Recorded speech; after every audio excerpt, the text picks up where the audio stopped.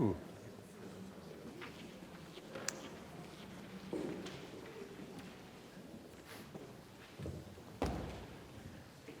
Hi. Whoa.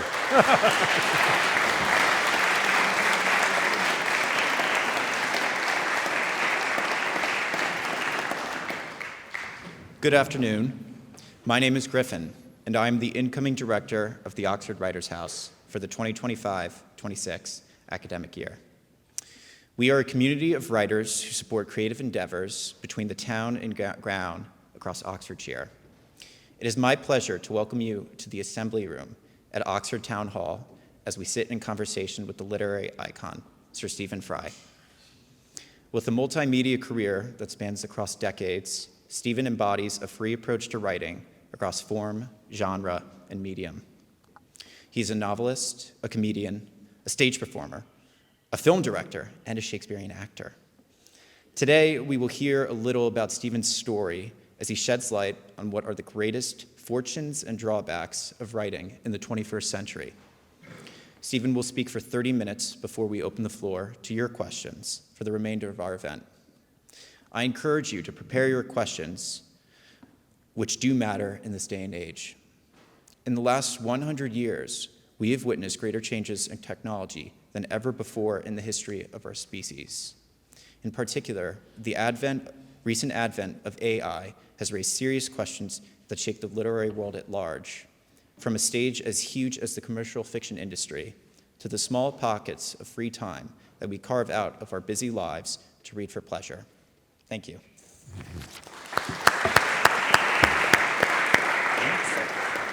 Thank you so much, and welcome everybody. I'll stay here, if that's all right, seated rather than go at the lectern, as long as you can all see me.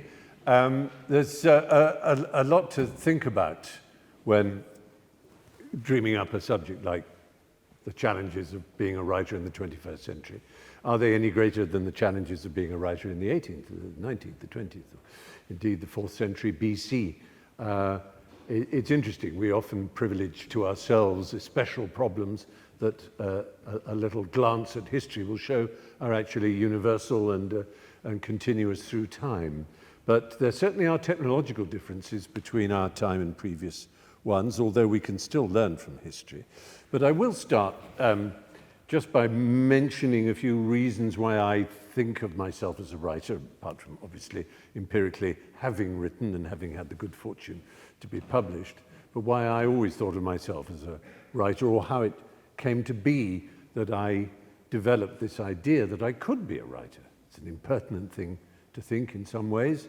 And forgive me if you happened to attend, if you were fortunate enough to attend the lecture I gave at the Sheldonian a few months ago as my inaugural lecture in the position I now hold, which is impossible to say without sounding even more pompous than I usually do, which is that I'm the visiting professor of creative media at this here University of Oxford, and proud to be so, even though I went to a university the other side of London, the one that wins the boat race all the time. And no, stop it, Stephen, let's not get parochial. So I told the story there, and then I tell it because it was an epiphanic moment for me when I was youngish, 11 probably, or 12 perhaps. I grew up in the countryside. Sidney Smith, I don't know if you're familiar with Sidney Smith. He was an early 19th century divine, as they were called, a parson, a man of the cloth, but a great wit. And he was always saying rather charming things. He once said to a woman at a dinner party, after the waiter had, the servant had offered them various bits of food, he said, all my life I have longed to meet someone who detests gravy. Let us swear to eternal friendship.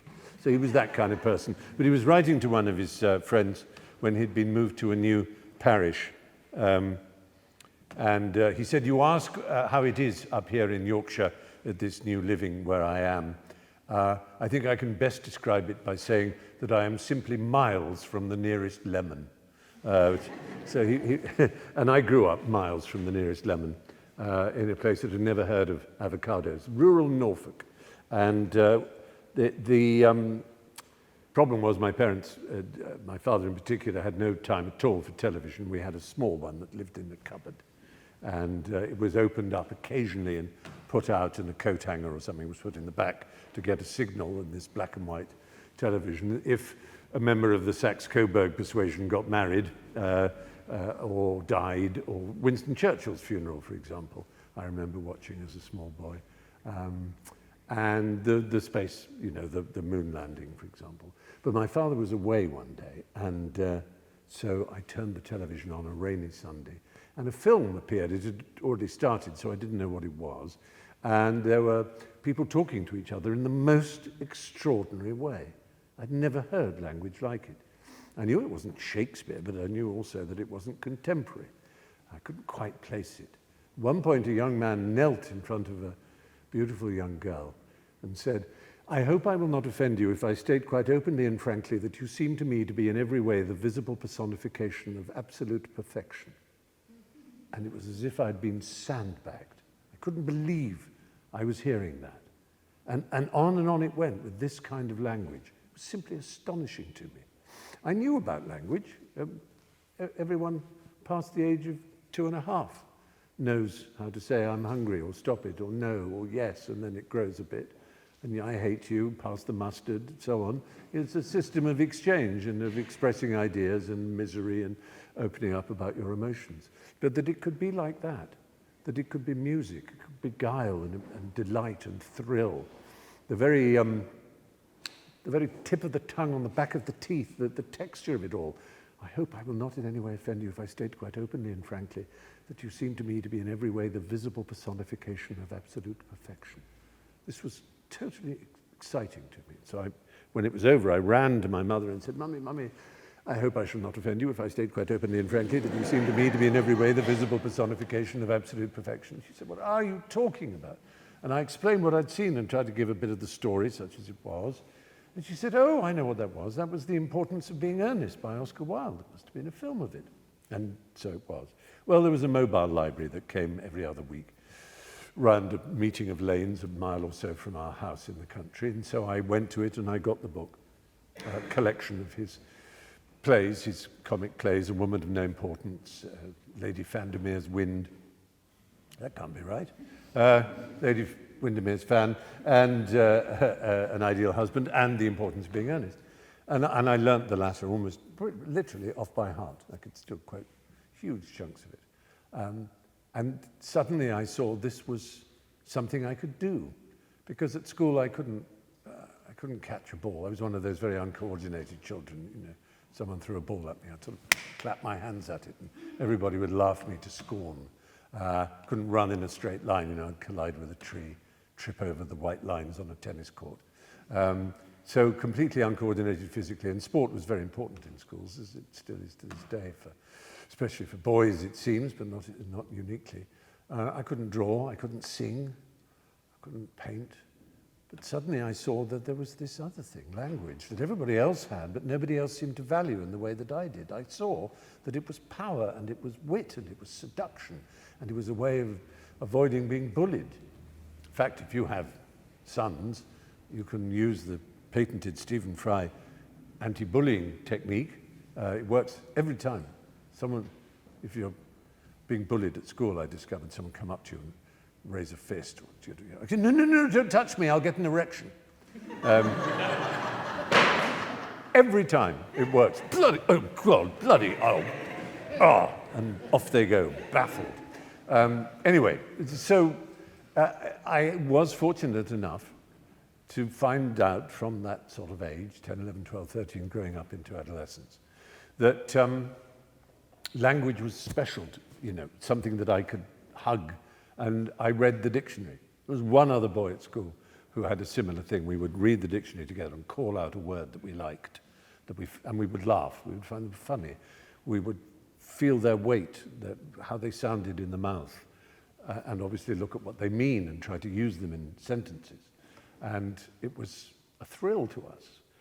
My brother and most of my friends were listening to LPs of Pink Floyd and Led Zeppelin, whatever, and that was what they did. But if I listened to a record, it was very often poets reading their poetry. T.S. Eliot reading The Waste Land and so on, W.H. Auden reading, there was, Caedmon was a company that used to do these LPs of poets reading, and I would learn them and join in with them, try and do the same voice. I could still do the T.S. Eliot, "And so many, I had not known that death could undo so many," and it was a thrill. It was just this new universe that we belonged to, and the irony was that everybody had language. Everybody. You didn't need special materials. You didn't need, things made of wood and brass and ivory as you did if you were a musician. You didn't need all the materials that painters buy to do paint. It was the gift of us all, this language, and yet it astonished me that nobody seemed interested otherwise. People liked the lyrics of songs and might occasionally repeat them, but they didn't just jabber and jabber with language for the fun of it, the sex of it, the joy of it, the thrill, the texture. Every part of words and language struck me as thrilling. And of course, it had another function, that it was the primary means of storytelling. And I would, these were boarding schools, you could probably tell from my absurd accent that I was at a boarding school. And so I would read stories or make up stories, but also read adventures and other things, whether it was an Alistair MacLean, Ice Station Zebra sort of thriller or something like that, or I would make up ghost stories. So language was a thing you could have fun with and a thing that could sort of make you feel confident and excited about the world and give you better results at essays simply because you could phrase things in cute ways that you knew teachers would be pleased by, even if you hadn't properly done any work. It was a way of paper. It was a wallpaper, a shiny, thrilling wallpaper that could cover all the cracks of ignorance and stupidity that lay behind. For a while. It doesn't last forever. But it was my friend anyway. It was the thing that motivated me and made me happy. And I would enter story competitions, and it was nearly always pastiche. Because, I liked Sherlock Holmes stories from a very early age, and I read P.G. Wodehouse and other writers like that, and I would sort of do stories in their style and occasionally win a prize in a competition, or at least get an honourable mention. I used to hate that phrase, or highly commended, because too many of the things I committed didn't win, but got highly commended. And anyway, so through all the terrors and horrors of adolescence, and mine were awful. I was expelled from a large number of schools, went to prison when I was 17, and only just kind of rescued myself at the end to pay my way, because my parents by this time had kind of given up on me for very understandable reasons. But I paid my way into doing the Cambridge entrance, which was a separate thing that you did in September, October sort of time after A-levels. And I'd done A-levels at a college, and I did the Cambridge entrance and got into Cambridge. And things then were okay. I was actually on probation, legal, I just avoided going to prison as an actual sentence. I'd been in for 3 months on remand. You probably want to know why I went to prison. If I really wanted to torture you, I'd say, I'm not going to tell you. Or I'd say, it's available in one of my many magnificent autobiographies. It's still there at Blackwell's, if you want it. But no, it was credit card fraud, very dull. But quite exciting for me at the time. So then at university, like a lot of people, I thought, especially people reading English literature, which is the subject I read, I thought I want to be a writer. And I wanted to be a novelist, because novels were the form of writing that most excited me. I love poetry, and I used to write poetry, but I didn't think of being a poet. Apart from anything else, I was aware that it was an instant path to poverty. In fact, it is. The word poetry is poverty with a V in it, isn't it? Come to think of it. It never occurred to me before. Isn't that odd? It sounds amazing. Anyway, there we go. See, examine a word and it'll yield riches. And then, reading novels academically, you wonder, some of you I'm sure are undergraduates reading English, I wouldn't be surprised, or who have read English. Does it sour the business of being a writer, having had to write essays on Dickens and George Eliot and Kafka or whoever it is you're writing essays on? Does it somehow, I don't know, does it neuter any real sense of being a novelist? It's surprising, I think, how few great writers were university educated. I mean, plenty were, of course. There's always exceptions, and many literary 20th century and 21st century writers did go to university, because more and more people went to university anyway from the post-war period onwards, obviously. So there's a higher cohort of university graduates who are likely to be writers. But really, the ones I absolutely love, with a few exceptions, weren't. Dickens certainly didn't go to university. Shakespeare didn't go to university. Marlowe did, but Shakespeare didn't. Not that he was a novelist, but you know what I mean. But anyway, I started to get anxious. And anxiety is it's probably a bad thing for a writer. A writer needs an element of confidence and self-belief, possibly even arrogance. There's the arrogance that anybody would want to read what you write, but also the arrogance that your observations and apprehensions on life are shared by other people. Sometimes writers say very daring things, and you think, wow, I remember reading a Martin Amis novel, and this will really disturb you, because it disturbed me. And yet I thought, I suppose I've never had children, so I don't know the answer to this. But you will go, wow, I think. I don't think anyone commented it on the time, but it's an example of the kind of confidence you need as a writer, that your observation is not going to make people go, you're the only person in the world who does this. So he's a father in the book. I can't remember which novel it is. It'll come to me. He's got twin children, and his twin sons. He's bathed them, and he's toweling them on his lap. And he's toweled them on his lap, and then they run off. He gives himself time for his erection to die down before standing up and going. And I'm thinking, you can't have an erection when you've just toweled your own children. And I think, well, actually, maybe you can. It's just a physical reaction. This doesn't mean he's a paedophile and it's incestuous one at that. But it's a very extreme example of a writer putting something in, and there's an arrogance to it. Yeah, I'm going to say that. And it's not the point of the book. It's just a little moment. Like, he might have, I stopped to wash my hands because I'd, poked the fire or something. It was, so, as I say, and I could see your faces going, ooh, because it is. It's a taboo idea, but maybe, and I thought, maybe plenty of fathers will read that and say, God, yeah, that can happen, can't it? Because it's just a reflex. It doesn't mean anything, it doesn't mean something absolutely degrading. But anyway, so make of that what you will. But that's the sort of arrogance you have to have. Something I've experienced or imagined is worth putting into a book. But it took me a long time to believe that I could really write. And the reason was because it was so difficult. And I thought if you were a writer, it should come easily to you. And then I came across a phrase of Thomas Mann's. Thomas Mann said, I've got it written down here because I want to get it right. Well, if I want to get it right, I would have said it in German. I'm not going to do that. He said, a writer is someone for whom writing is more difficult than it is for other people. And it took me a long time to understand that. It seems paradoxical to the point of perversity. A writer is someone for whom writing is more difficult than it is for other people. How can that make sense? Well, think about it.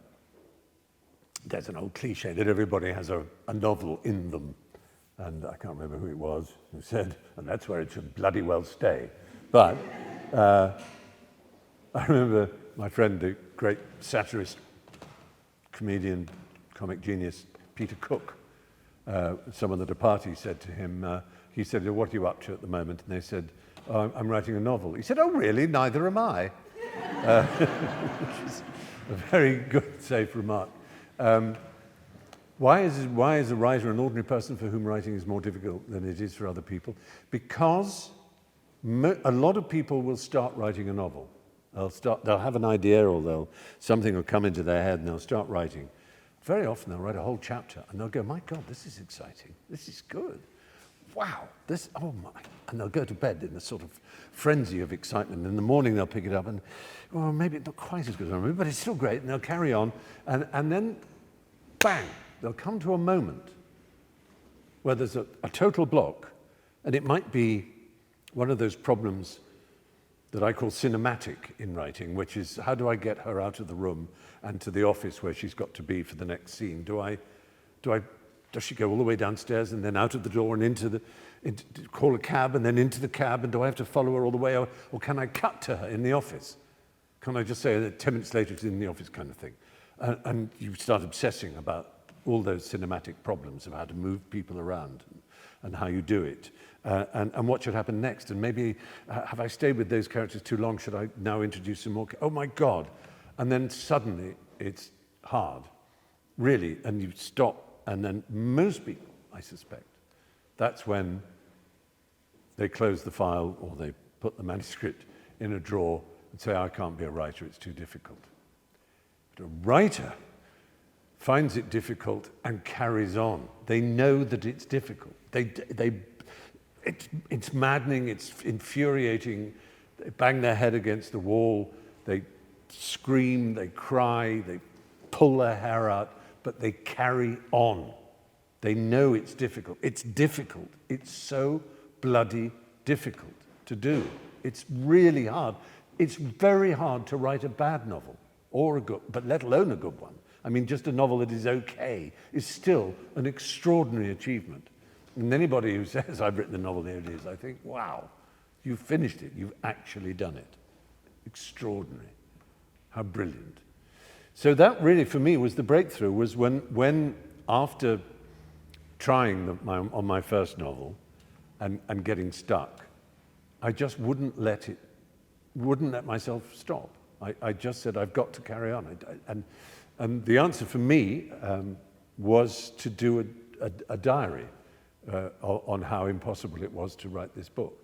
I'm saying I had another day staring and trying to rewrite it, and I couldn't do it because I can't work out what the next bit should be, whether it should be this. And I would have a conversation with myself, but a written one, using the same tools that I would use to write the novel. In other words, I wrote to myself, and in that, at some point, I was going, and I suppose I could do this. Oh, yes, I could do that, and blah, blah, blah, blah. And I carried on typing. And I solved this first particular problem, and it let me through. And I still do that, and other people do other things. But it is very noticeable. I have the honor of being the president of the Hay-on-Wye Literary Festival, which is not an executive position in which I have to make decisions or budgetary moves or anything of that nature, which would be a disaster. It's really I don't know, it's a cross between the regimental mascot, like a goat, or the Queen Mother or something. But it does mean I get to do quite a lot of sessions, my own books, but also interviewing other authors on stage. And there's always a Q&A. And it is a truism at literary festivals and any kind of event, like this one, doubtless, that the most popular questions are always about process. People are desperate to know about an author's process, because maybe it will be a secret that's revealed that will help them in their own writing. So, I mean, it can get quite extraordinarily detailed, but, so, some writer might say, actually, I write in longhand first, in an exercise book, like an old school exercise book. I tried it on just ordinary pad, but I like turning the pages and doing different pages. What sort of pencil? Is it a light pencil or HB or 2B or 2H? As if that might be the secret. Or I will say, I use a markup word processor, Ulysses it's called. And they go, where do I get that? I said, well, I think it's available in the App Store and probably it's available for people stupid enough to use PCs as well. And they really want to know. And there is this idea that if you just know that, and then there are notebook ones that allow you, that actually destroy your text if you stop writing. Have you seen those? Extraordinary. You have to keep writing, and if you pause more than whatever you set, say 40 seconds, it deletes what you've written. You absolutely have to keep writing. And it's sort of, I guess, using the same principle that I do with my diary, just shove the stuff down. Because if you think about it, Michelangelo decides that he's commissioned to do David from the Bible, a giant sculpture of David. Well, it shouldn't be Michelangelo, let's say it's Brancusi or someone who works in clay. They're commissioned to do a figure in clay. Now, what they don't do is start with a little piece of clay and do the left toe of the nude until it's absolutely perfect. Then add another bit. They just get a whole lump of clay and roughly shape it, and then they go in, Because having said, Thomas Mann said writing, as a writer is someone who finds it more difficult. Ernest Hemingway quite famously said, writing is easy. It's rewriting that's hard. In other words, you shove it all down, get the clay, and then you've got to go in. That bit. But you can't do it, if you just do a nail. You just say, I'll write my book on this sentence. Oh, that's not right. I better get it perfect. Now the second sentence, that better be perfect. Maybe some people can write like that. I certainly can't, and I don't know any writers who can. You shove it all down, and it could be drivel. So maybe use one of those terrifying word processors which deletes if you stop writing, just so you can really get it all down, and it can be misspelled and be nonsense. But anyway, to address this afternoon's theme, what are the problems writing in the 21st century? Well, the one that's most obvious, and I'm not going to go into some anti-woke tirade about you just can't say anything these days, but it seems to me truer now than any time since the Victorian era that there is care that's needed, that there are voices in your ear if you're writing a book set in the present day. And it seems that characters need to represent some part of what you might call the discourse. That it's very difficult simply to have people. That the people represent something. We all have views about gender and race and slavery and all these issues that are open now, and a very good thing that is too. Whenever I read a contemporary novel now, it's very clear that people are attending to that. I don't mean they're afraid to say what they want to say. I'm not making that point at all. I'm just making the point that there is a discourse now which is strong, which there wasn't earlier, but there was in the Victorian age, very much so. There were certain limits to what you would do, and it may be that it's a very good thing, because sometimes conventions are things that an artist can strain against. You can push against a convention. You can explore what it is that is in the public conversation, which is what a discourse means, I suppose. And I realized this in full force when I was midway through the third of a series of 4 books I've written in the last 7 years, in which I've been retelling the Greek myths. The first one was called Mythos, and is about the birth of the gods, and their battle with the Titans and the taking over of Olympus, and then the creation of humankind, according to Greek myth, and then the kind of interference and interplay between mortals and immortals that took place in the earliest days of mankind, according to that myth, and the various stories of transformations, metamorphoses, as Ovid called them, Narcissus and Echo, and so on, Arachne being turned into a spider, and Midas and his gold touch, and all those sort of stories. And then the second book was called Heroes, and there was Atalanta, she was the amazing runner, and there was Theseus and Heracles, and Jason and his Argonauts, and so on, Perseus. And then the third one was Troy, about the Trojan War. And it was halfway through that that I suddenly thought, do you know, one of the marvelous things about writing about myth is that it's in a timeless world. And so you can write about all kinds of profound things about humanity, honor, love, revenge, hate, without being caught in the weeds of your own contemporary obsessions. And it's pure, and it reminded me of an artist whom I have extremely strong feelings about. Absolutely love their work, though they were a complete monster. And that's Richard Wagner. Richard Wagner wrote a great deal about his art, of course. And he wrote particularly about why he set most of it, almost all really, except his very early works and the Master Singers of Nuremberg, which was also set in the past, but it was a historical past. Everything else was set in a mythical world, either the Arthurian world of Lohengrin and Parsifal, or in the Germanic myth world with Wotan and Brunhilde and Siegfried and so on. And he says, art can show that the symbols which religions and myth would have us believe true are actually figurative. Art can idealize those symbols and reveal the profound truths they contain.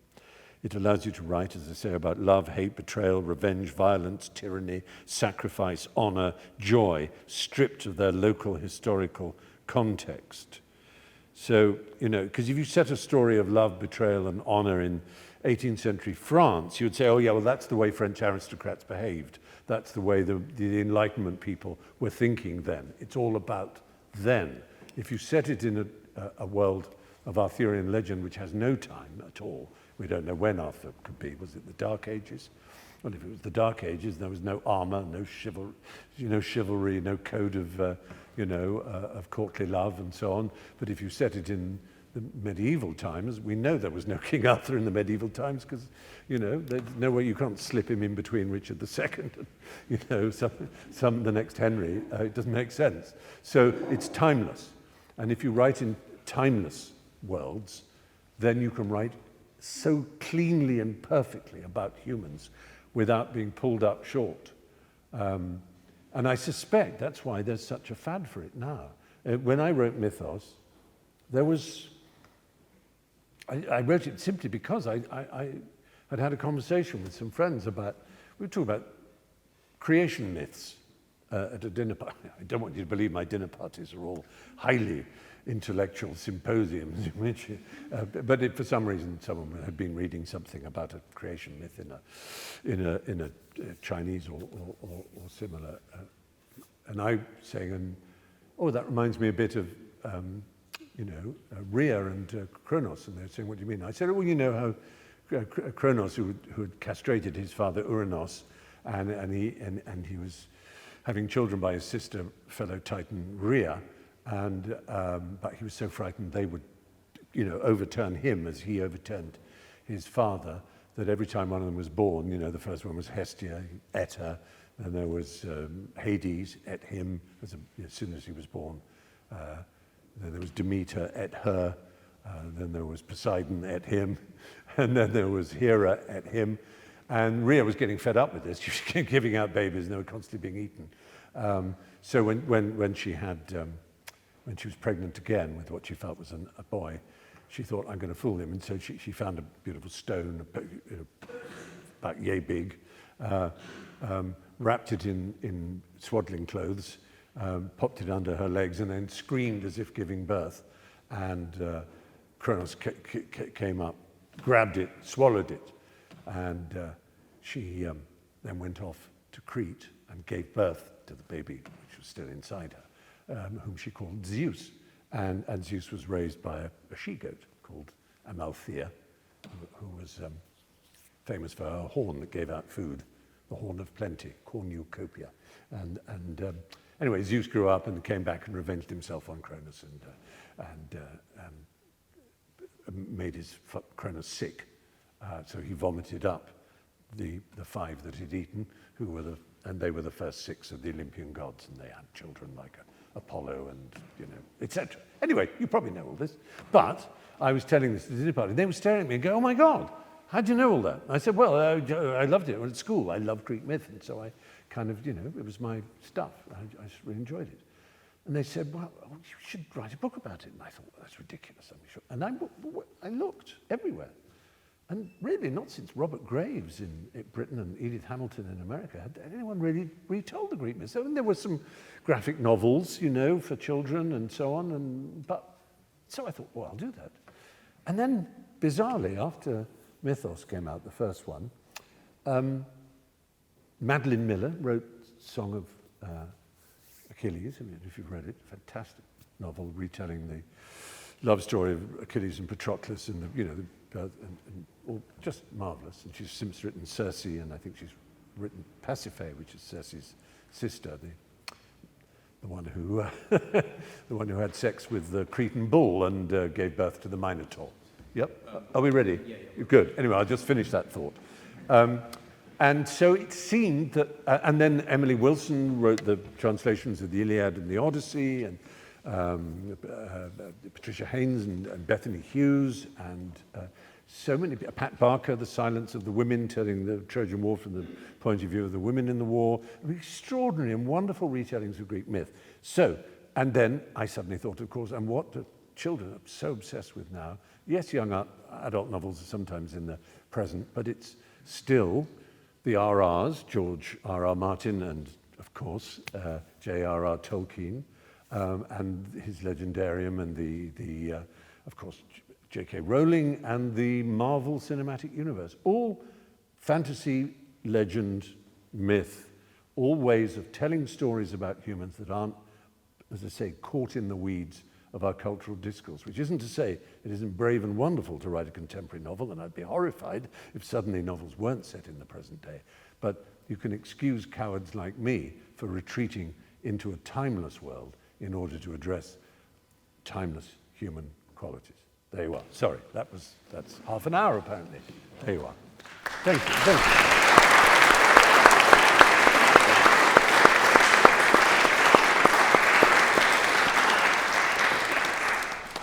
For the remainder of our event, we are going to have the mic passed by our podcasting director, Sid, and I will take stage with Stephen. So I would thank you so much for that discussion. I thought probably one of the more interesting things, because we are in a university as old as in history as Oxford, is why are so many great writers not necessarily great students, or not necessarily great students, but not having gone to university. For instance, Margaret Atwood did not finish her PhD program. J.D. Salinger more or less failed out of Columbia, and Ernest Hemingway did not attend university at all. Is it because they're around other great writers like Gertrude Stein, or is it something fundamental in their way of being? I think being in the company of other writers is certainly incredibly important, and the first way to be in the company of other writers is to read. I remember doing an event like this years ago with the great American Gore Vidal, and someone said, "Mr. Vidal, W.H. Auden is dead, Hemingway is dead, E.M. Forster is dead, all the great writers of the 20th century seem to be dead, with the exception of you, of course, Mr. Vidal. Why do you think there are no great writers now?" And he said, "Oh, I think there are plenty of great writers. I think what is the crisis facing literature at the moment is there are no great readers anymore." It's a very interesting way of putting it. But, the fact is, the way to make friends with writers is to read them. And it amazes me sometimes. I mean, particularly I remember with playwrights. I remember judging a playwright competition, and I mean, speaking to some of the winners and runners-up. And the actual winner was devoted to drama and theatre and had read just about every playwright that had ever lived. But some of the other ones, I said, which plays do you read? They said, "Well, you don't really read plays, do you?" I said, "You do if you want to be a playwright." He said, and I said, do the ruler trick, where you get some Ibsen or Chekhov or whoever it is, Tennessee Williams, and if they're a good playwright, they pass the ruler test. You put the ruler over the the left-hand column where the person speaking is. You know, there's Brick and Big Daddy and whatever, and Maggie the cat in Cat on the Hot Roof. And you put the ruler over it on a random page and look at the speeches, and you can tell instantly from each speech who the character is, because all the characters speak in a different way, as they do in life. But in a bad play, you can't tell, because they all speak like the playwright. And they were so excited by this, and I still, in contact, I made the mistake of getting one of them my email address, and she still emails me and says, can you look at this play I've just written? Does it pass the ruler test? But anyway, so the fact is you have to read, don't you? Yeah. But that's more important than university is reading. Sometimes the purpose of going to university is reading, which is why at the old universities we still don't say I'm studying English or I'm studying history. So I'm reading English, I'm reading history, because it's what you mostly do. And you listen to your lecturers and so on, but you're reading all the time. And that's an active thing to do. Thank you. Who would like to ask our second question? Yes, right there. Yeah, gentleman in the black. Just wait till this comes. So thank you very much for your discussion. I thought it was really interesting when you talked about the idea of sort of writing a book and the clay and the formation of it, and then you talked about tools and sort of modern tools, and I know you like a sort of technology and following technology as well. I was really interested, what is kind of the axiom or the core of writing? And if you're using modern tools and large language models that are maybe helping to shape the edges, or once you've got the main idea, is the core of the art still there as we integrate these new tools and methodologies? What is the core of the art? Yeah, it's a really good question. And AI has all kinds of threats, promises. I always describe it as chilling and thrilling AI. And I've been interested in the subject for decades. I was fortunate enough to know Marvin Minsky, who is generally known as the father of AI. He coined the phrase artificial intelligence and founded the Artificial Intelligence Lab at MIT in Massachusetts. And I knew him in the 80s during the height of what was known as the AI winter, when all these intellectual ideas about what AI would be existed, but it wasn't that there wasn't the technology. To some extent there wasn't the technology. Moore's law hadn't developed such that computers have the power that they have now. But mostly there was no data. That's to say, if you wanted what was known back then as an expert system to know all about Shakespeare, you had to type the entire works of Shakespeare into the machine. And what happened subsequently was the internet exploded. And so, as it were, imagine in 1980 was like Carl Benz inventing the internal combustion engine, but doing it in 1840 instead of 1885, before people had drilled for crude oil and learnt how to crack it into gasoline. So he didn't have a fuel for it. It would just be an engine that didn't work. And that's what AI was. It was an idea that had no fuel. But the fuel were the oil fields of data that the internet contained. And as you know, what AIs do is they're sent out into the data fields and they scrape it. And that includes, which worries writers and artists, their copyrighted material that's available there. They've scraped that. I know, because there's a site you can go to see if your works have been co-opted by, and all my novels have, and my voice has. I was sent 2.5 years ago, and I was a documentary someone had narrated in my voice, and it fooled my mother. I played it to her, and I said, "Oh, this documentary." She said, "I don't remember doing that." And I said, "No, good reason, that's not me." She said, "Yes, it is." I said, "No, it isn't." And the data set they used, oddly enough, was the 7 Harry Potter novels that I did audiobooks of it. But the documentary, the subject of it was the Nazi occupation of the Netherlands, deliberately chosen because there were lots of German and Dutch names in it to show off the software, that although it had used a particular set, the Harry Potter novels, there are not many. The odd Bulgarian word in the Triwizard Cap or something, but there's no so it showed that it really wasn't just repeating and mashing up my voice. So anyway, AI, the great thing about it, as I say, the positive is it makes you rethink what human cognition, human intelligence actually is, and the limits of it. It's like a body, you know, we can dance, but we can also dig. Now, we don't regret the fact that in the early part of the 19th century, as the Industrial Revolution was taking off, the various cities that were manufacturing and needed the raw materials and then needed to export, like Birmingham, say, it would need some way other than a horse and cart to get them back and forth. And they fixed on the brilliant solution of canals. But there was no way to make a canal unless you got human labor to dig it. So over came Irish men to dig the canals. They were known as navigators, navvies. And the navvies dug the canals.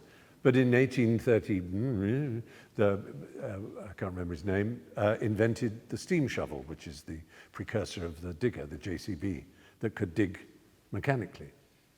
Now, no one said, but this is a human activity to dig. We should be digging. You're stopping us digging. This is our human right to dig. You can still dig a garden if you want to. It's good exercise and it's fine. But if you want a canal, who the hell is going to employ the laborers to do it? It's backbreaking, it's miserable, and actually, you know, they can be employed elsewhere and were.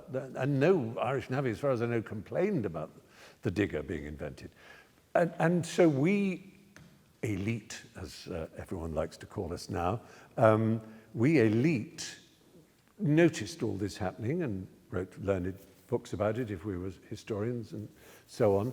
But it never occurred to us that, as it were, from the brown overall of the worker to the blue collar of the sort of slightly less manual laborer to the white collar of the lawyer, and now the artist, the writer, was going to have the equivalent of a digger doing their job.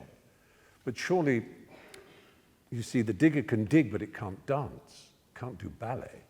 So we say art is separate.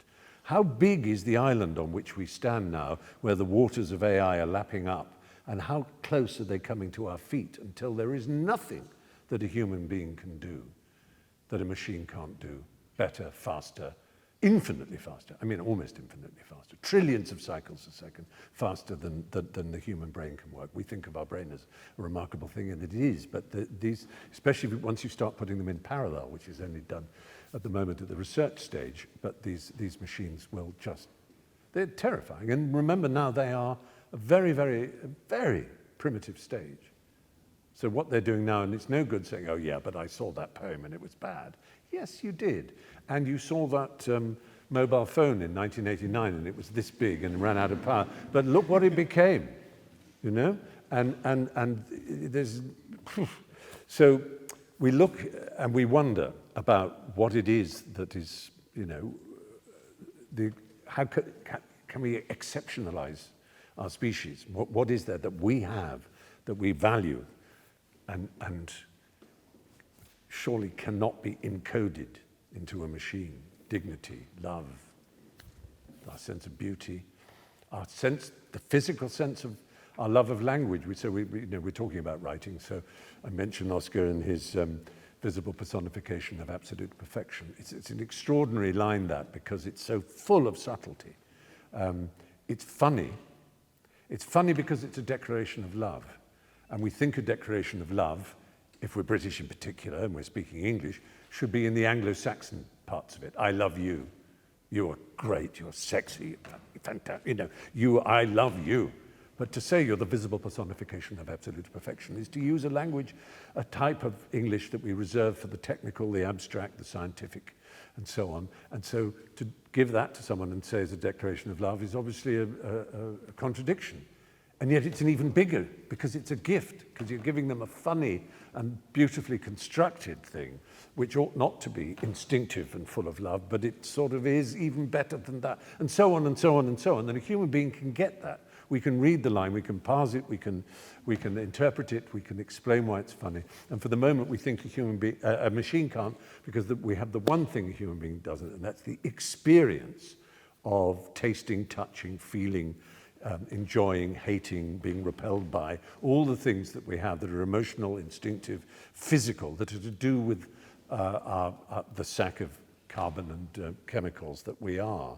And machines can imitate them. So I don't know if you have conversations with them, but you know, I'm always asking what its current feeling is about its state of affairs. And at one point I was having a conversation and I left and picked it up the next day, and I said, as I like to do, sorry, we were in the middle of a conversation, but I'm picking it up now. I had to go to a funeral of a friend who died. And they said, oh, I'm sorry to hear about your friend who died. Yes, let's pick up this conversation. And I immediately interrupted and saying, are you sorry? And they go, no, I am not sorry. I am a large language model. I'm a machine. I cannot feel sorry. And I said, but if I were to tell a friend that I'd just been to a funeral and they'd say, oh, I'm sorry, I could say to them, are you sorry? And if they were honest, like you're being, Mr. Chat, they'd probably say, no, I'm not really sorry. It's just a reflex. I know that's what you say. So the Bayesian rollout, this stochastic thing that these machines are, yeah. But I've not answered your question because I don't know. But the good thing about AI is it makes us examine what it is that is a story. I mean, to answer your question, basically, I suppose there are three pillars on which a novel might rest. Story, plot, narrative, however you describe it, what happens after and what came before, character, the people in it, and language, the language you use to bring those two together. And what is it that a machine can do? Well, it can find characters all over the internet. It's now got billions to choose from, and it can find stories. I've done it. I mean, I'm sure some of you have. If you're honest, you've asked for a plot. I want to write a story about a girl who's, you know, I don't know, whose parents have just died and is being moved to an aunt and uncle in the country and, you know, whatever, you know. You start like that. And it will spin out chapter after chapter of developments on it. And I need a better villain, though, you say, and it'll give you a villain. And then you start to feel grubby and dirty and embarrassed that you're using this machine to do it. But you're using a word processor as well. You're not writing. And I dare say the first writers who sent their manuscripts to a printer felt guilty that it was being done. Anyway, I've given you too long an answer. Other people might want to. But anyway, it was a good subject, and I'm glad we discussed it. Just go stick. Yep, someone over there, sorry. Hello, hi. Which book or books would you say are absolutely essential reading that you've kind of read at some point in your life and you thought, I've just got to share this with someone? Well, that's so interesting. I mean, obviously I'm bound to answer given my age, background, and therefore predispositions and post-dispositions. It's bound to sort of center around what one might tentatively call the canon, the common pursuit, the great tradition, all those Leavisite phrases, because I'm going to choose English, because it's thrilling to read Dostoevsky, but I'm not a fluent Russian speaker. It's thrilling to read Pushkin, it's thrilling to read Rilke and, you know, Goethe or Flaubert or whatever. I can just about piece through the French, but I'll never really have the experience that a French person, the natural, my langue maternelle, as they call it, the mother tongue. So I will have to use English language writers, I suppose. And naturally, one thinks about trying to take a writer from different ages. So I would think if you're a keen reader, you would want to be in on the birth of the novel. So you'd probably want to read either Pamela or Tom Jones or Joseph Andrews or one of those very early novels, or Mrs. Radcliffe and, you know, the early Gothic novels, and of course Jane Austen. You know, I know people are just going, oh God, it's so typical, but I'm not going to sort of dive into something completely obscure, because what we're talking about is we're talking about a common language of books for so many people. So you're not just reading the book, you're joining in the rest of, you're like the wildebeest at the watering hole, that all of you are drinking together. Ian Forster wrote he did some lectures that were collected into a book called Aspects of the Novel, and one of the things he wrote about was how you should imagine all the writers together from different periods in a library. It's true of the readers. We're all reading the same sorts of books. So I'd say Bleak House myself, because it's Dickens at his most rhetorical and his most angry and political, and it's just a wonderful. It's almost also. It's got postmodern elements to it. It's fiction about writing, about encoding, about hidden secrets, about interpretation. It's hermeneutical in that sense, and it's really a wonderful book that I would have. I would say James Joyce's either Portrait of an Artist as a Young Man, but really I would say Ulysses. But obviously that's an exciting adventure for anybody to embark on, because it is still starkly modern. I mean, then you have favourites that maybe people don't know so well. I would say Under the Volcano by Malcolm Lowry it's a book it's a quite good one to read next to Ulysses, because it also takes place in one day. It's an alcoholic in Mexico during the Day of the Dead, I think underrated. Well, it's not underrated. Albert Finney played him in a movie. It's at least recognised enough to be a movie. But I mean, I feel sort of embarrassed mentioning those titles, because you can sort of hear people groaning somehow. Middlemarch, obviously, is probably the most intelligent novel ever written. She's extraordinary, George Eliot, and I just keep being staggered by how she keeps in play ideas and story and characters so nimbly and yet with such profundity. So that's a book I would certainly imagine everyone should read. And there are many others, but so I'm just saying, go for the famous big guns. Why not? Just wait. Whoop. It's okay. Let Sid do her marshalling. Thank you. You've spoken candidly about mental health and meaning. What comforts you during times of existential doubt, and how does this inform your writing process? That's a really interesting point about mental health. I've been diagnosed with bipolar disorder, which is a mood disorder. He said almost defensively, not a personality disorder. I'm not sure that there is really a difference, but it's a mood disorder. So it's as if bad weather comes, or indeed the opposite. The sun comes out and burns you. You have two states that are opposite poles, hence bipolar. There's one is a very elevated state, very energetic, very manic. Indeed, it used to be called manic depression. So you had the mania, and you had the depression, the south pole, the depressed state, the manic state is one which can be very exciting for a writer, because you are fired with imagination and energy very often. I sometimes call my own manic states my Joan of Arc states, because I feel irradiated and sort of kind of blessed sometimes. And very often you do produce extraordinary streams of writing that then, when you come down off it, will take a long time for you to interpret. You think, what was I on? And you were on some internal drug that made you very strange. But it's exciting.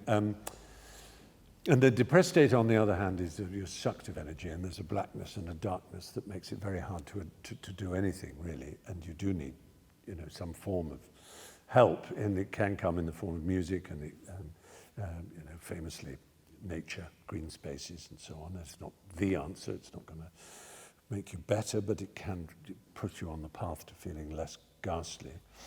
And there are writers, I read P.G. Wodehouse, I mentioned, and he's, no question, he does cheer me up, because there's just sunshine. There's nothing but sunshine in P.G. Wodehouse. It's like, to use a Chaucerian phrase, to bathe in a bath of bliss.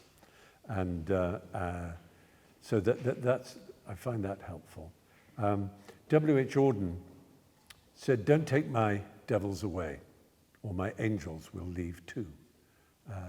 And it's a neat phrase. I don't know how true it is. Psychiatrically, people may disapprove of it. But there is a feeling one has that if you are given this condition, develop it or are given it or whatever, or are traumatized into it, no one's quite sure where it comes from, that it has, even though it's not part of your personality exactly, it isn't, it is, as I say, mood disorder, that you wouldn't want to lose it.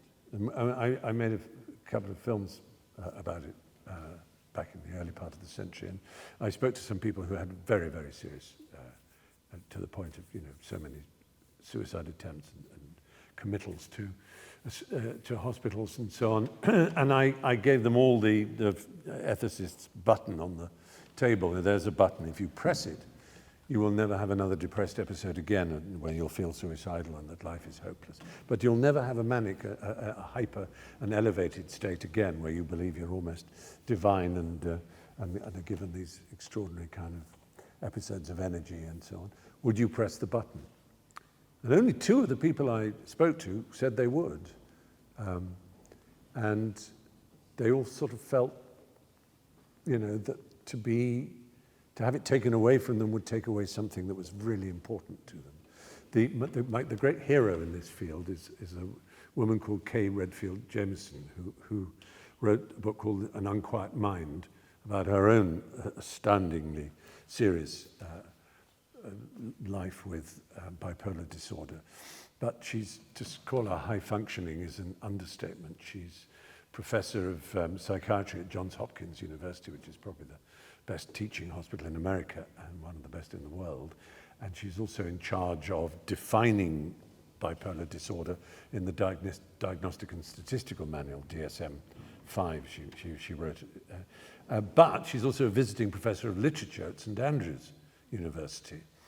She's an extraordinary person, and she's on the highest dose of lithium you can be on without your liver exploding. And she wrote a book called Touched by Fire, in which she wrote about artists and composers, writers, and others who had this condition. She confesses to what would not be a fully scientific retrospective diagnosis, because she's going by the diaries and the writings and letters of certain composers and writers, and indeed warriors, biographies of everyone from Alexander the Great right up to Churchill and his famous black dog. So I think one of the things is to remember that while it is a curse, it can be a blessing too, like almost everything in life. That there are ways to embrace it, to own it. Obviously, if you're seriously ill, you must be attended to, because it has really serious consequences. Self-harm to the ultimate of self-harm is something to worry about very much. But it doesn't seem to have stopped a lot of great artists and writers from being great artists and writers. And if one can use the ups and downs of one's life, either in recollection or while experiencing them, there's no harm in it. And while I'm always very anxious to reinforce how serious an illness this can be, and it can have a high level of what doctors would call morbidity, in other words, lead to illness and death, it is also possible to lead the most fulfilled, enriched, loving life. And some of the most heroic and extraordinary people in our history as a species have had this condition, enough to make one wonder, is it a necessary feature of the gene pool, just as you need alpha males and grunts to go off and spear the antelope and bring it back, and you need the artist to draw them on the cave wall and the writer to tell stories around the fire afterwards in the human family. Do you also need those who have these extremes of feeling to show the boundaries and the possibilities of what it is to be human? So it's holding those two things in your mind, I think. I believe we have time for one more short question. Someone over there. Sorry. Sure. Right there. I do go on. No, totally. The answers are so long. Hi, Stephen. I was wondering, this can probably be a bit of a quicker answer.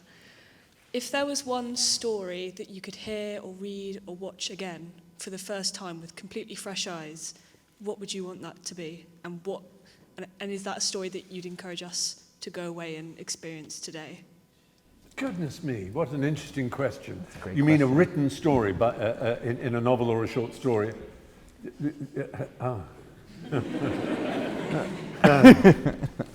Quite Wow. wide-ranging. That's a really enjoyable. I wish I had more time to consider because, yeah, I mean, one of the interesting things about art, isn't it, is the best of it you engage with and you need to engage with it again. The best stories are stories you want to hear again. And indeed, anybody who's ever read to a child or who has children or godchildren in my case, and nieces and nephews and so on, when you tell them or read them a story, the next time you see them, I want to hear that story. No, that one, I want that one. They want a story that's familiar, you know, and it's really an essential part of storytelling is to come back and return to it. And that's for a number of reasons, I suppose. I think with a child, perhaps different, or maybe not, because children grow so fast. Their apprehension of the world changes that the story they heard a week ago, they're a different person now, and it may be different to them. It may tickle them in a different place. Dorothy Parker, when she was Vanity Fair's drama critic, in one of her reviews of Hamlet, she says, I love Shakespeare. He's such a kindly author because every time I go and see Hamlet, I find he's rewritten it for me. You know, you can see it five years later, it's a different play.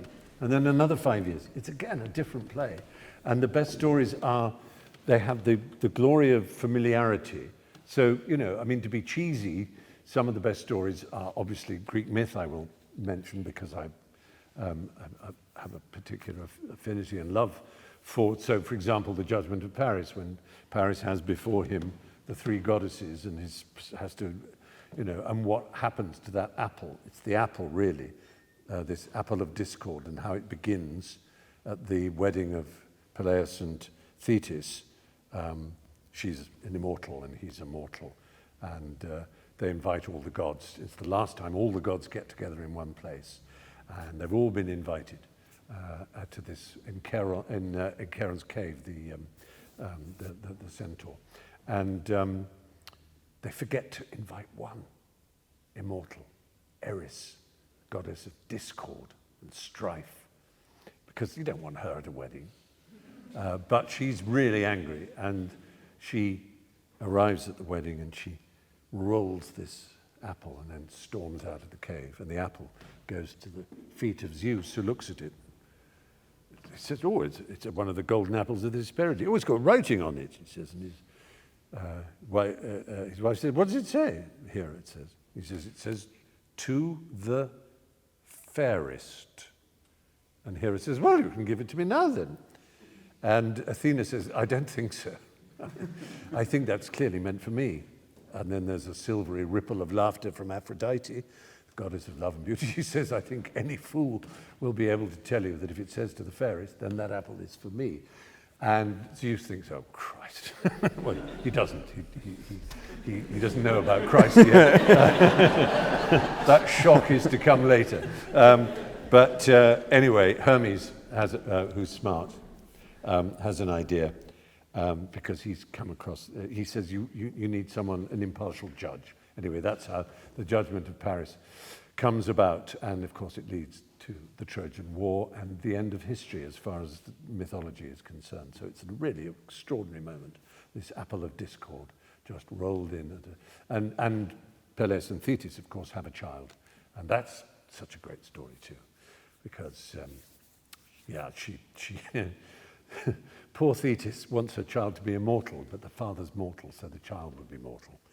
And she kind of misunderstands how to make a baby immortal. She knows something about burning it in a fire, and she keeps putting the babies in the fire. She has a new baby, burns it, the baby burns to a crisp.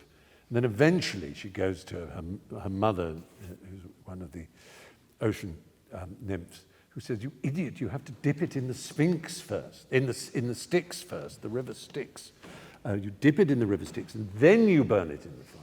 She goes, oh, God, it's so stupid. So she has the next baby.